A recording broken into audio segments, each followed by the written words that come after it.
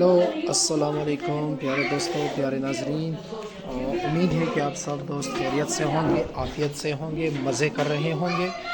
दोस्तों, आज की इस व्लॉग में, आज के इस वीडियो में मैं आपके साथ एक बहुत ही खूबसूरत वीडियो, एक बहुत ही खूबसूरत टॉपिक शेयर करने जा रहा हूं, जो दोस्तों हमारे पास एएसओ टेस्ट पिछले वीडियो में मैं आपके साथ शेयर कर रहा था, लेकिन फिर टाइम नहीं मिला। तो अब इसी व्लॉग में, अब इसी वीडियो में मैं आपके साथ एएसओ टेस्ट यहाँ पर दोस्तों शेयर कर रहा हूँ। तो उम्मीद है कि आपको मेरी वीडियो पसंद आएगी, आपको ये मेरी वीडियो अच्छी लगेगी। अगर आपको मेरी ये वीडियो पसंद आती है तो आपने लाजमी से मेरे YouTube channel Affan Salim education को आपने लाजमी से सब्सक्राइब करना है और वीडियो को भी लाइक करना है। सो दोस्तों, पिछले वीडियो में हमने वर्डाल टेस्ट डिस्कस किया था।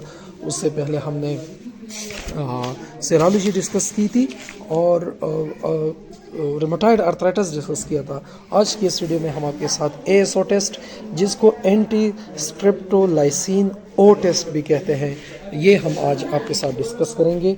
उम्मीद है कि आपको वीडियो पसंद आएगी।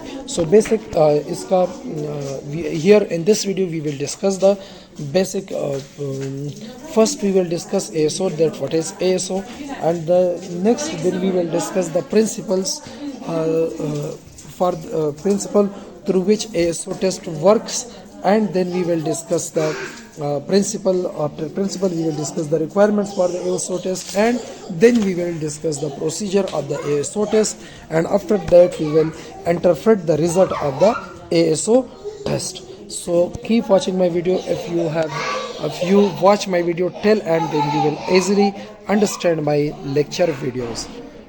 So basically, ASO is the antibody made against streptolysin O. So a hemolytic toxin produced by most strains of gram A streptococci. So दोस्तों, बेसिकली जो हमारे पास ये ASO है, तो ये हमारे पास एक एंटीबॉडी है जो कि स्ट्रेप्टोलाइसिन ओ के ख़िलाफ़, उनके अगेंस्ट हमारे पास दोस्तों यूज़ होती हैं, जो कि एक हेमोलिटिक टॉक्सिन है।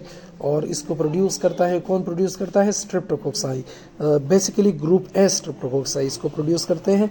हमारे पास we have different types of streptococci group, like streptococci A, streptococci B, streptococci C and D. So here ASO antibody are produced by the streptococci A, which can produce it against the streptolysin O. The O in the name stand for oxygen labile. The main function of streptolysin O is to cause hemolysis, breaking of the red blood cell. हमारे पास जो यहाँ पर ASO anti streptolysin O, जो यहाँ पर हमारे पास है, तो ये एक्सटेंडेड है ऑक्सीजन लेबाइल के लिए। Oxygen labile stand for oxygen labile, और इसका मेन फंक्शन है, और मेन फंक्शन जो है स्ट्रेप्टोलाइसिन O का, वो क्या करते हैं? जो हमारे पास ये एंटीबॉडी प्रोड्यूस होती है, ये एंटीबॉडी ये जो हमारे पास प्रोड्यूस होती है, ये हेमोलिसिस काज करती है।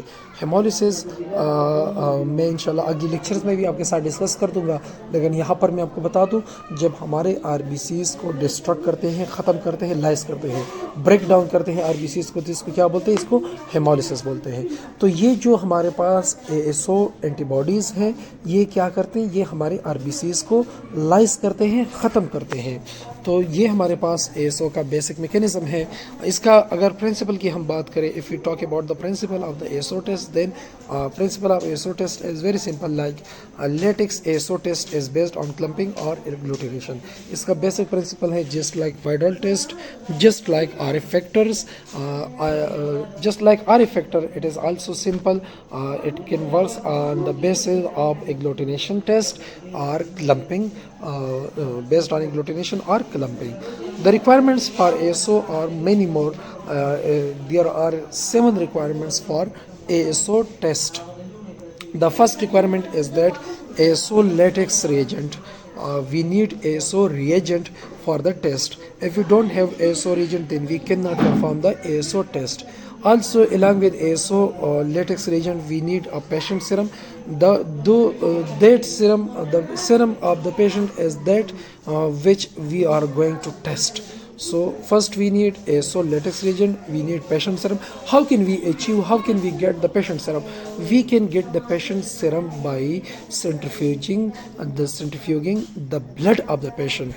By centrifuging the blood of the patient, we get the serum of the patient. So we need ASO latex reagent, and then we need in the second number we need the patient serum, and at the third number we need a normal saline. We need a normal saline for the test also, and at the fourth number we need positive and negative control. So positive and negative control are also necessary. When we test a patient serum, then we will compare it with getting result, we will compare it with a positive and negative control.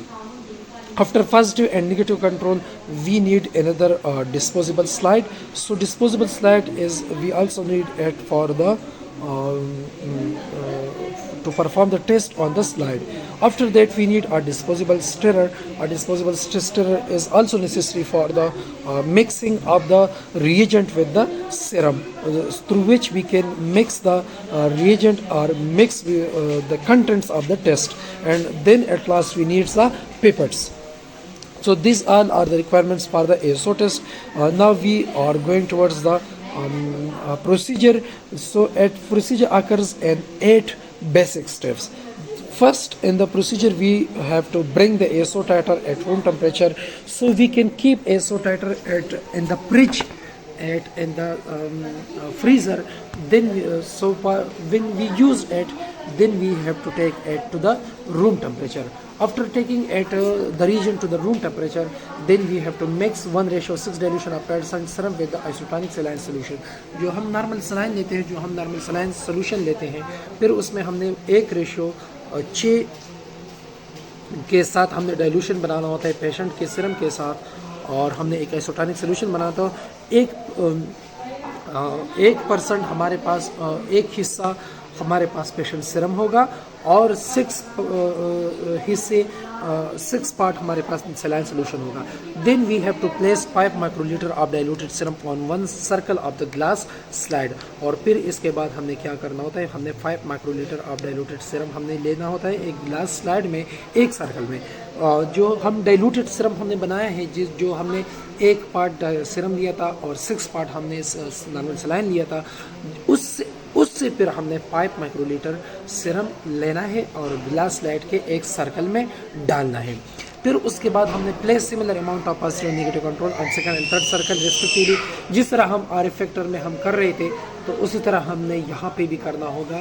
Second और third circle में हमने positive और negative control लेना होता है, ताकि हम test का जो रिजल्ट है फिर इसके साथ कंपेयर करें.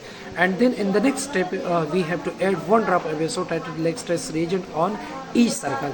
First, second and third, like patient serum, positive control and negative control, इन तीनों में हमने क्या करना होता है, दिन इसमें हमने 1 ड्रॉप ASO टाइटर ऐड करना होता है. And then we have to mix with separate disposable stirrer and spread to entire slide. और फिर उसके बाद हमने डिस्पोजेबल स्टिरर के थ्रू इसको मिक्स करना होता है, हर एक सर्कल को स्प्रेड करना होता है. And then we rotate the slide and observe agglutination within 30 minutes. फिर उसके बाद हम मिक्स करने के बाद हम स्लाइड को रोटेट करते हैं. रोटेट करने का ये फ़ायदा होगा, फिर उसके बाद हम एग्लूटिनेशन को ऑब्जर्व करते हैं 3 मिनट्स के अंदर अंदर.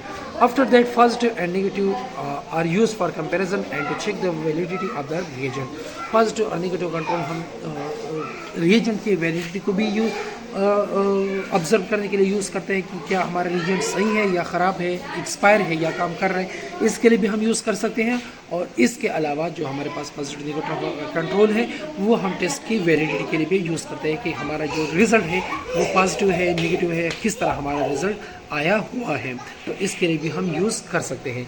इसके बाद जो हमारे पास रिजल्ट आता है, result test is greater than 200 units per ml but normal range is vary from laboratory to laboratory.